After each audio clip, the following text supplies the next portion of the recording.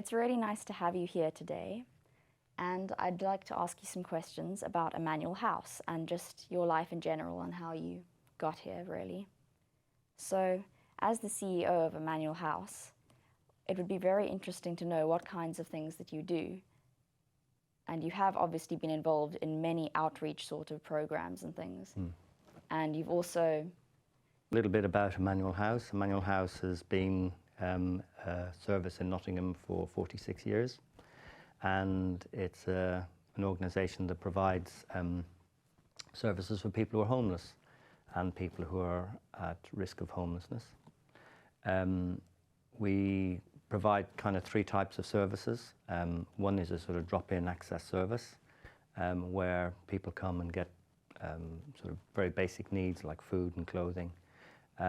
But also then there's advice and information people need to get out of, to get out of homelessness.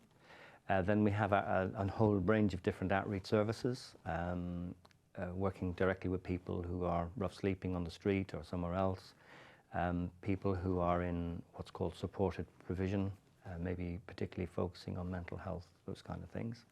And then we provide some respite accommodation. So every year we provide an emergency winter shelter, and that runs from sort of October till April. And then we also are running a project at the moment for women who've got very complex needs, who are homeless and have suffered domestic violence and domestic abuse.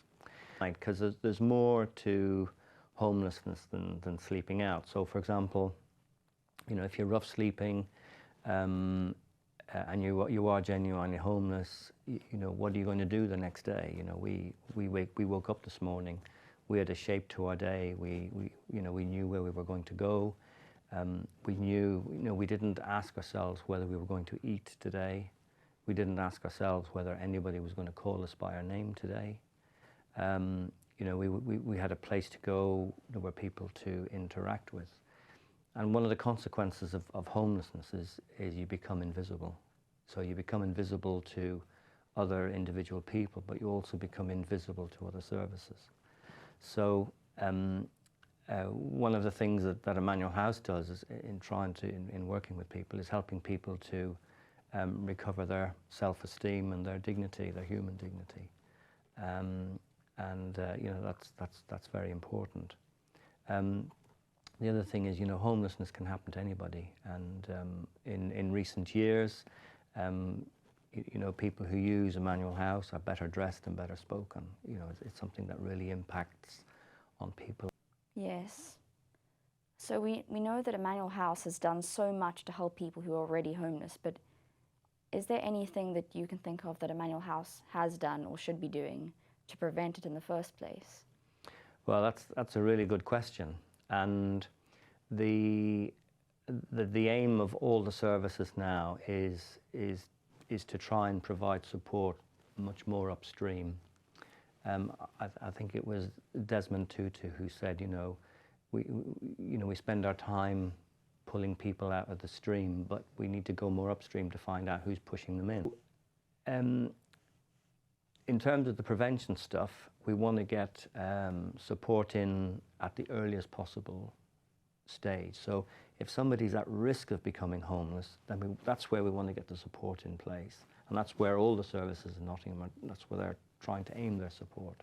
So that where somebody maybe is in rented accommodation, and the landlord says, I'm going to, it's what's called a Section 21, so they can evict somebody at 8 weeks' notice with no cause at all.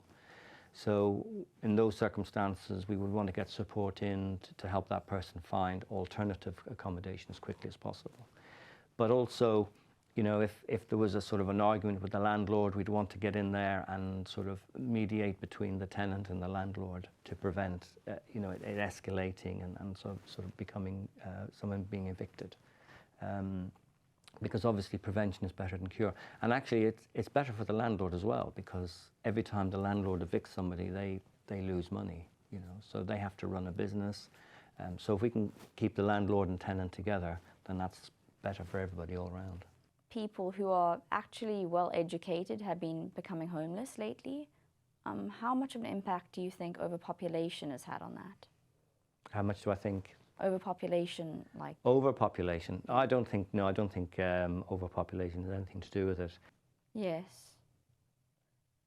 Do you have any particular goals with regards to housing or provisions for people, and any methods on how to get there? Right. So one of the things that Emmanuel House wants to do is to develop its winter shelter provision based on our experience of COVID. So we're now looking to put in planning permission actually this week to convert 2 of our floors into 20 rooms, ensuite rooms for emergency respite accommodation. And that's very important in the whole system, because when someone becomes homeless, what they need is to be able to access very, very quickly good quality accommodation with the support provided to help them then move on into more secure accommodation, help them get back on their feet. I mean, they're employed. It's just that they don't have enough money to pay the deposit and the rent, to go into the place where they, to call home. So we want to provide these 20 rooms of accommodation, and rather than it just being a few months of the year, it'll be 24/7. We'll also be able to provide some of the accommodation for particular groups, so for example maybe women or people who've got COVID.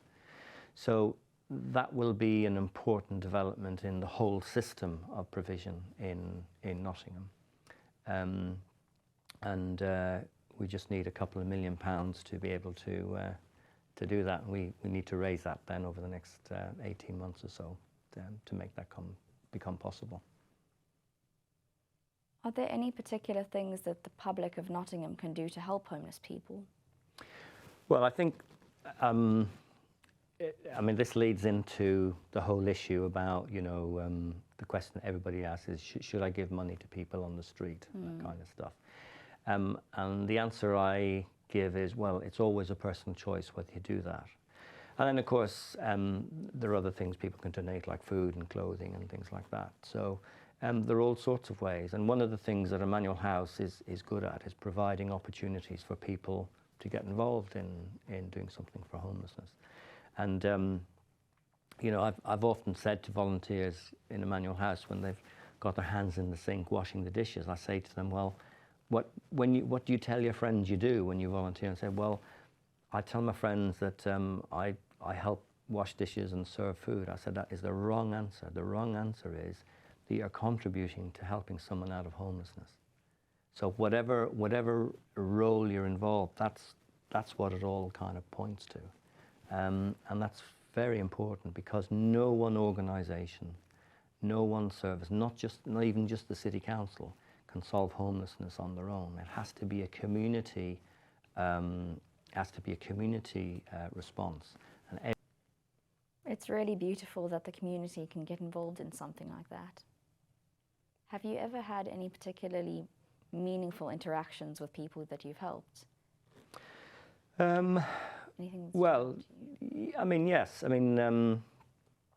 think of one person who used to live abroad, and they got involved they were involved in a relationship, and the relationship went wrong, and then they got involved in drugs and stuff, and then they came back to Nottingham, and we provided support for them, and they got into accommodation, and they then started going to university. They had a baby, and their life really took off. So we also have people coming back to them. I remember one time in my office there was a young woman, and she would describe herself as having special needs, and I was saying to her, she was about volunteering, and I said, if you come and volunteer, so I guarantee you'll really be welcomed here. And the person who was supporting her said to her, I can confirm that, because 10 years ago I was homeless and I used Emmanuel House. And you know, that really was, you know, it's a story I'll never forget, and it's just the kind of power of what Emmanuel House can offer in terms of its sort of sense of community, and then also its sort of drive to you know, to be alongside people. Our motto is sharing the journey, and that's what we do. It's from beginning to end, and sometimes we will be alongside people for as long as they want us to be, and as often as they want to be, and you know, very often people will come back to us, you know, after 2 years and say, I'm not feeling too well, I need a bit of support, or I've got this thing from the NHS and I can't, you know, can you help me with the letter? So people build up relationships with the organisation as a whole, and not just the individual staff. It's really... On our website, we've got a film called Lone, which is a story about a young woman called Gemma, and she's just an ordinary young woman, maybe around 20, 23, something like that. And stuff goes wrong at home, and she ends up homeless, and he gets involved in a relationship, and that goes wrong. She ends up homeless again. And this is what I mean when I say, you know, homelessness is an organic sort of system. So the other thing about you know, people who are homeless is, you know, they all have dreams and ambitions, however distant they might be. They've also got people somewhere who love them. And, you know, it's very sad sometimes when I go to a funeral and, you know, of someone who's died and the family's there, and they say, you know, all we wanted him to do was to make a phone call, but he never made the phone call. You know, he knew we were there for him. And this isn't just one person in the family, this is the whole family. So, you know, people who are homeless are people in the same way as everybody else is, you know, as a person and a human being. And it's very important that we don't veil humanity just by external appearances. I'm not saying that you know, that all homeless people that we work with are easy characters. They're not. Some of them are very, very challenging. And, you know, some of them may remain homeless for the rest of their lives, but it's important that we're there and available for them at any moment when they might feel able to engage and want to get out of homelessness. And in Emmanuel House, you know, we are available for that. And, you know, I can think of, you know, 2 people who were homeless for many, many years, street, you know, sleep on the street, or, you know, really entrenched in the system. They've been around the legal system, the social services, drug and alcohol services, everywhere. And we were able to get alongside them and eventually get them into very satisfactory accommodation. So, you know, it is important that availability is ever ready. You know, it's always there. But do you think that advertising Emmanuel House would help with, like, fundraising efforts? Well, Emmanuel House is advertised, and we do all sorts of things. So we've had these films. We've got a very, very vibrant social media presence. During COVID, we had posters up in public. We had a tram that had our logo and our you know, emblazoned across it. And actually, there is a bus that goes around Nottingham, which has got all our logo and information about Emmanuel House on it. We have also advertised on Notts TV. We've done that in the past. And obviously we brand our building in particular colours and try and make it explicit about what we do. So we do a lot, and actually, as part of our advertising and our publicising, what we try and do is to create relationships with people who are interested in connecting, and we, you know, try and make those relationships as close and as intimate as possible. So we've got some open days coming up. Everybody will be invited to the open days, anybody who's on our mailing lists, plus they'll be publicised. Thank you. This has been really interesting. Thank you for coming. Okay, thank you for having me.